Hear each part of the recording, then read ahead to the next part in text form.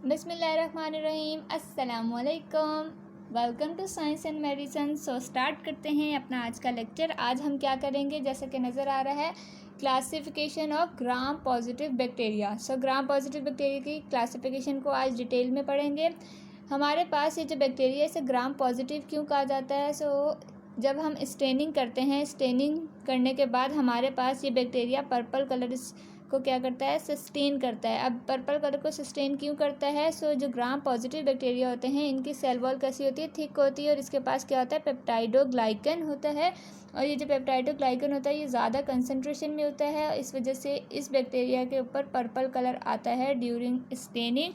हमारे पास ये क्या है, ग्राम पॉजिटिव बैक्टीरिया है।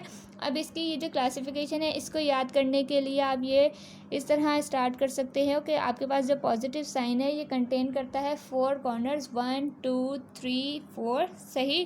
इन 4 कॉर्नर्स के अंदर 3 में हम क्या करेंगे, क्लासिफिकेशन करेंगे जो बेस करती है इनकी शेप्स के ऊपर। ठीक है, एक में हम बैसिलाई ऑर्गेनिज्म की करेंगे, सेकंड वन में हम ब्रांचिंग फिलामेंट की करेंगे, और थर्ड वन के अंदर हम कोकाई ऑर्गेनिज्म की क्लासिफिकेशन को करेंगे, और जो फोर्थ वन होगा हमारे पास उसके अंदर हम अपने कॉन्सेप्ट बिल्डअप करेंगे। इस क्लासिफिकेशन को आप इस तरह भी याद कर सकते हो।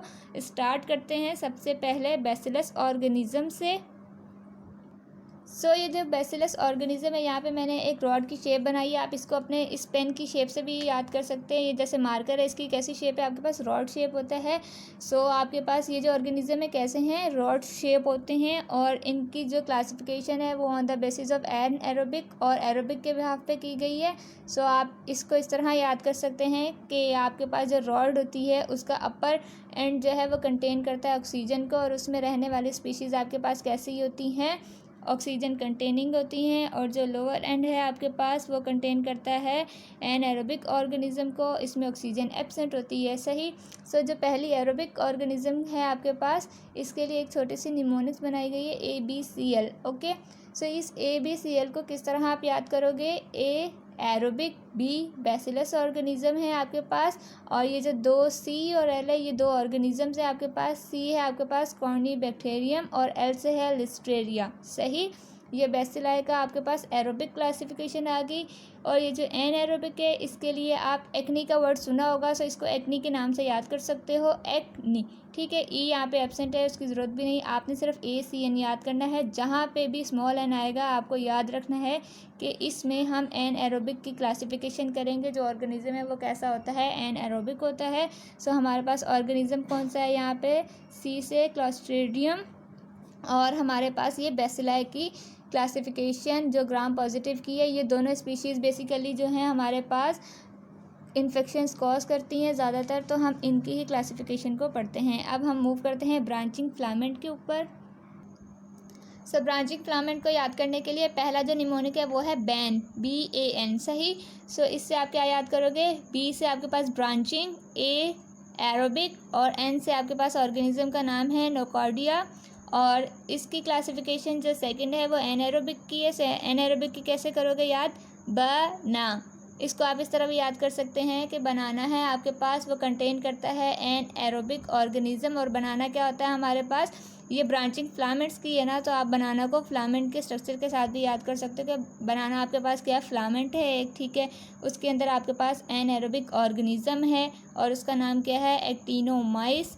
इसको इस तरह भी याद कर सकते हो, बट इसका निमोनिक से बना, एन यहाँ पे स्मॉल है। ये एनाएरोबिक क्लासिफिकेशन है ब्रांचिंग फिलामेंट की। जो नेक्स्ट क्लासिफिकेशन है वो हम करेंगे कोकाई ऑर्गेनिज्म की। Let's start. अब जो ग्राम पॉजिटिव की ये वाली क्लासिफिकेशन है ये हम कौन से ऑर्गेनिज्म की कर रहे हैं, कोकाई ऑर्गेनिज्म की, जिनकी आपके पास शेप कैसी होती है, स्फेरिकल होती है। सही है। इसमें हम बेसिकली सिर्फ एरोबिक या फैकुलेटिव एनाएरोबिक की आप क्लासिफिकेशन करोगे। फैकुलेटिव एनाएरोबिक क्या है, ऑक्सीजन की प्रेजेंस में भी और एब्सेंस में भी सर्वाइव कर जाते हैं, और एरोबिक को क्या है, ऑक्सीजन की नीड होती है। ठीक है, ये जो क्लासिफिकेशन है ये स्टार्ट करेंगे हम on the basis of microscopic structure. ठीक है, इनका माइक्रोस्कोपिक स्ट्रक्चर और एक एंजाइम कैटालेस के बिहाफ पे हम पहले इनकी क्लासिफिकेशन को स्टार्ट करेंगे। ठीक है, माइक्रोस्कोपिक अगर आप स्ट्रक्चर देखते हो ग्राम पॉजिटिव कोकाई बैक्टीरिया का, तो दो स्पीशीज़ हैं इसकी सबसे ज़्यादा इन्फेक्शन कॉज करती हैं, वो हमारे पास होती हैं स्ट्रेप्टोकोकस और स्टेफिलोकोकस है।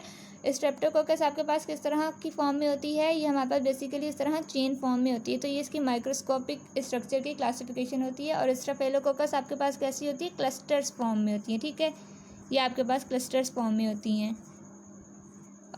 और कैसा होता है ग्राम पॉजिटिव, आपके पास पर्पल कलर में होता है। इसको ज़्यादा मेंशन भी यहाँ पे मैंने पर्पल कलर से किया है आपकी आसानी के लिए। पहली क्लासिफिकेशन होगी माइक्रोस्कोपिक स्ट्रक्चर के बिहाफ पे, स्ट्रेप्टो आपके पास चेन की फॉर्म में है, स्टेफिलो आपके पास क्लस्टर्स की फॉर्म में है। सेकंड वन क्लासिफिकेशन है इसकी, एक एंजाइम है कैटालेस। ठीक है, कैटालेस के बिहाफ पे है हमारे पास जो स्ट्रेप्टोकोकस ग्राम पॉजिटिव बैक्टीरिया है, ये कैटालेस एंजाइम प्रोड्यूस नहीं करता, सो ये कैटालेस नेगेटिव होता है। और जो स्टेफिलोकोकस है आपके पास, ये कैटालेस पॉजिटिव होता है, ये कैटालेस एंजाइम को प्रोड्यूस करता है। अब कैटालेस का काम क्या होता है, आप सबको पता होगा कि ये हाइड्रोजन परऑक्साइड को कन्वर्ट कर देता है वाटर और ऑक्सीजन गैस के अंदर। सो जब हम इन दोनों को डिस्टिंग्विश करते हैं on the basis of catalase gram positive cocci को, सो हमारे पास कोई भी ट्यूब या पेट्री डिश जो होगी उसके अंदर बबल्स की फॉर्मेशन हो जाएगी स्टेफिलोकोकाई के अंदर। ठीक है, पहली क्लासिफिकेशन इसकी होगी कैटालेस के बिहाफ पे, सेकंड वन होगी माइक्रोस्कोपिक क्लासिफिकेशन इन दोनों की। और ये हमारे पास है स्ट्रेप्टोकोकस और ये है स्टेफिलोकोकस। क्या है आपके पास स्टेफिलोकोकस, कैटालेस पॉजिटिव होता है, ये कैटालेस एंजाइम प्रोड्यूस करता है। सबसे पहले हम जब क्लासिफिकेशन डिस्कस करेंगे वो स्ट्रेप्टोकोकस की करेंगे। ये क्लासिफिकेशन थोड़ी लेंथी भी है और कंसेप्चुअल भी है। सो सबसे पहले हम जो ये स्ट्रेप्टोकोकस हमारे पास ग्राम पॉजिटिव ऑर्गेनिज्म है, इनको on the basis of haemolysis, ठीक है, हीमोलिसिस के बिहाफ पे क्लासिफाई करेंगे। अब हीमोलिसिस बेसिकली आपके पास क्या होता है, डिस्ट्रक्शन ऑफ आरबीसीज, क्या करवाता है, डिस्ट्रक्शन करवा देता है आरबीसीज की। सो जब कभी भी हम इसे एक ब्लड अगार के अंदर इन ऑर्गेनिजम्स को ग्रो करवाते हैं तो ये हमारे पास वहाँ पे हीमोलिसिस करवा देते हैं, आरबीसीज की डिस्ट्रक्शन करवा देते हैं। सो इसके बिहाफ पे हमारे पास स्ट्रेप्टोकोकस की 3 टाइप्स होती हैं, अल्फ़ा, बीटा, गैमा। सही, जो अल्फ़ा होता है आपके पास ये पार्शियल हीमोलिसिस करवाता है, ठीक है, और जो बीटा होता है ये कंप्लीट हीमोलिसिस करवा देता है, और जो ये गैमा होता है ये हीमोलिसिस नहीं करवाता। सही, अब पहली क्लासिफिकेशन इसकी होगी हीमोलिसिस की बिहाफ पे स्ट्रेप्टोकोकस की, और सेकंड क्लासिफिकेशन अब जो है अल्फ़ा, बीटा, गामा, इनकी हम डिफरेंट केमिकल सेंसिटिविटी टेस्ट के बिहाफ पे करेंगे तीनों की क्लासिफिकेशन को। सो सबसे पहले हम डिस्कस करेंगे अल्फ़ा की क्लासिफिकेशन को, ठीक है। लेकिन ये हमारे पास सारे ऑर्गेनिज्म कैसे हैं, एरोबिक हैं, ग्राम पॉजिटिव कोकाई हैं या फैक्यूलेटिव एनाएरोबिक हैं। फैक्यूलेटिव एनाएरोबिक बेसिकली आपके पास जो होते हैं वो स्टेफिलोकोकस होते हैं, एरोबिक हैं ये सारे आपके पास, ठीक। अब जो हमारे पास है अल्फ़ा, इसकी क्लासिफिकेशन हम कर रहे हैं एक टेस्ट के बिहाफ पे जिसको आप कहते हैं ऑप्टोजीन सेंसिटिविटी टेस्ट, ठीक है। इसको मैं आपको एक और पेपर पे बना के समझाती हूँ ताकि समझ आ जाए। सो क्या है, अल्फ़ा हमारे पास क्या है, पार्शियल हीमोलिसिस करवाता है। अब इसको हमने मज़ीद क्लासीफाई किया है on the basis of optochin test, ठीक है। तो ये बेसिकली आपके पास क्या है, ये एक केमिकल होता है, ठीक, और ये डेरिवेटिव है हाइड्रोक्विनोन का। तो ऑप्टोजीन सेंसिटिविटी टेस्ट बेसिकली कैसे होता है कि आपके पास जो अल्फ़ा ऑर्गेनिजम्स होते हैं जो कि पार्शियल हीमोलिसिस करवाते हैं, इनको इस तरह एक, ठीक है, अगार के अंदर ग्रो करवाया जाता है और उस अगार के अंदर यहाँ पर एक डिस्क प्लेस की जाती है। इस डिस्क में आपके पास क्या है, केमिकल है ऑप्टोजीन, सही। सो क्या होगा, अगर आपके पास इस प्लेट के अंदर, इस पेट्री डिश के अंदर स्ट्रेप्टोकोकस न्यूमोनिया प्रेजेंट है, सो क्या हो जाएगा, यहाँ पर जोन ऑफ इनहिबिशन की फॉर्मेशन हो जाएगी। इस तरह इस डिस्क के अराउंड आपके पास जोन ऑफ इनहिबिशन फॉर्म हो जाएगा और ये सारा यहाँ पे क्या हो जाएगा, आपके पास माइक्रो ऑर्गेनिज्म प्रेजेंट होंगे, ठीक है।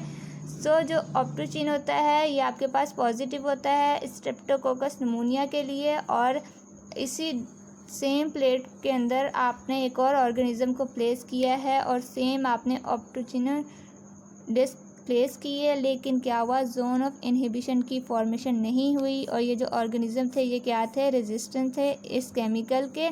सो आपके पास यहाँ पे ये जो नेगेटिव टेस्ट आता है ये आता है फॉर स्ट्रेप्टोकोकस वेरिडिन, और ये कैसे होते हैं आपके पास, अनकैप्सुलेटेड होते हैं और इनके पास कैप्सूल प्रेजेंट होता है, लेकिन क्या होते हैं, ये ऑप्टोजेन सेंसिटिव होते हैं और इस केमिकल की वजह से इनके अराउंड क्या है, जोन ऑफ इनहिबिशन फॉर्म हो जाता है और यहाँ पे ये ऑर्गेनिज्म एब्सेंट हो जाते हैं। ठीक है, पहली क्लासिफिकेशन हमने अल्फ़ा की कर ली। सेकंड वन है आपके पास बीटा की क्लासिफिकेशन।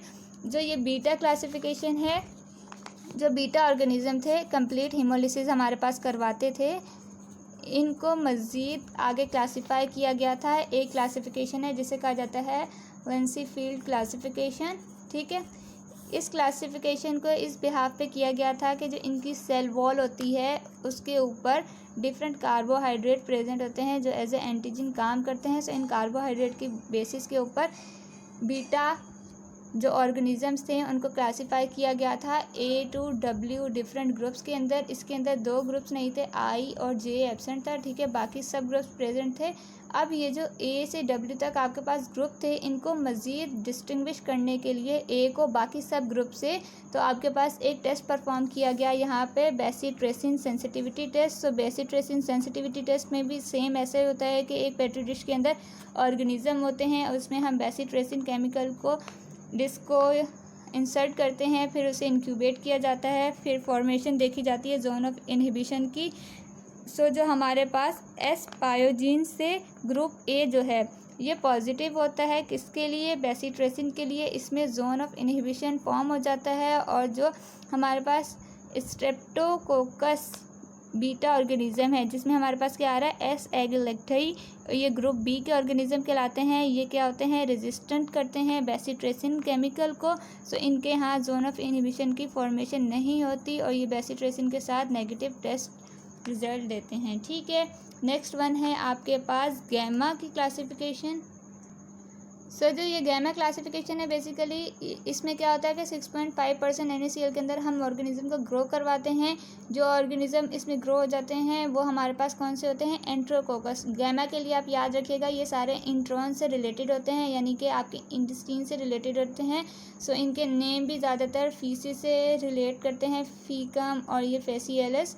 सो ये होते हैं आपके पास एंट्रोकोकस। ये ग्रुप डी है और ये है नॉन इंट्रोकोकस। इसमें है आपके पास एस बोविस और इसके अंदर है आपके पास ई फेसियम और ई फेसिकैलस, और ये सारे आपके पास कौन से होते हैं, एंट्रोकोकस होते हैं। ये आपके इंटेस्टाइन में प्रेजेंट होते हैं और ये इस केमिकल के बिहाफ पे आप इनको क्लासिफाई करते हो। ठीक है, ये ग्रुप डी वही वाला है यहाँ पे जो हमने डिफरेंट ग्रुप क्लासिफिकेशन में पढ़े थे कि ए से डब्ल्यू तक होता है। तो यहाँ पे क्या है, ए और बी हमने डिस्कस कर लिया बीटा ऑर्गेनिज्म के अंदर, और जो डी ग्रुप है वो प्रेजेंट होता है गैमा के अंदर। और हमारे पास ये गैमा में कहाँ है, इंट्रोकोकस होते हैं, इंट्रॉन में प्रेजेंट होते हैं। सो आज का लेक्चर यहीं एंड करते हैं। स्टाफिलोकोकस की क्लासिफिकेशन को हम नेक्स्ट क्लास में देखेंगे। सी यू सून, अल्लाह हाफिज़।